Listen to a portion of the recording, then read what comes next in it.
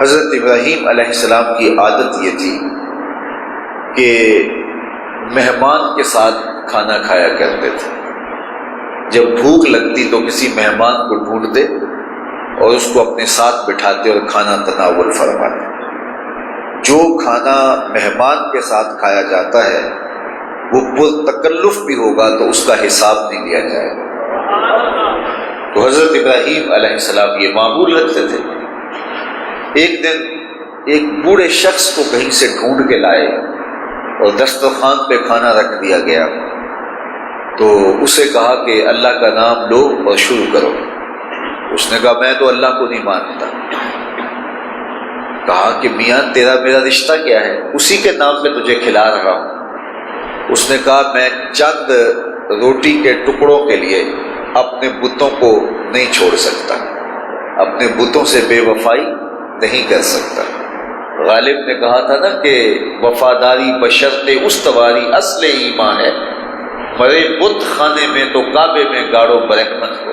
اس نے ایک ڈھب میں بات کی کہ وفاداری ہونی چاہیے، تو اس نے بتوں سے وفا کرتے ہوئے کہا کہ میں چند لقموں کے لیے اپنے بتوں کا نام نہیں چھوڑ سکتا۔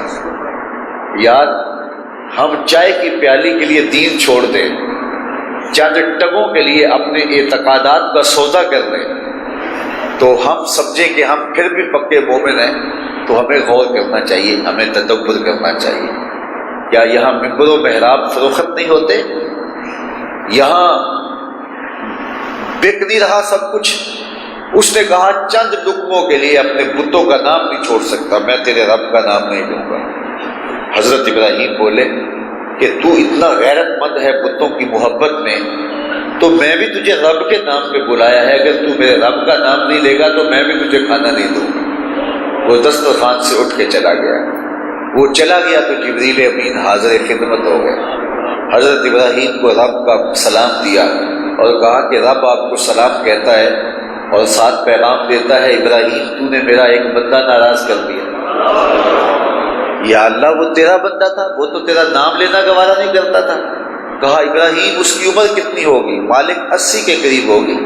کہا اتنا عرصہ ہو گیا نا میں اس کو کھلا رہا ہوں، تو ایک دن نہیں کھلا سکا۔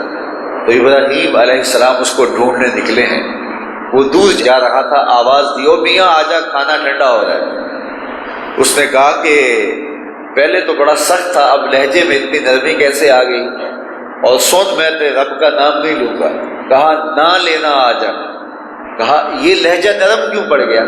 کہا اسی رب کا پیغام آیا ہے کہ ساری زندگی مجھے بھی تو اسے کھلاتے ہوئے ہوئی ہے، اتنا عرصہ اس نے گزارا اور میں اس کو کھلا رہا ہوں، میرا نافرمان ہے، میرا انکار کرتا ہے، میں ساری زندگی اس کی جو ہے اس کو رزق دے رہا ہوں، تم ایک دن نہیں دے سکے، آجا نہ لینا رب کا نام، کھانا کھا لو۔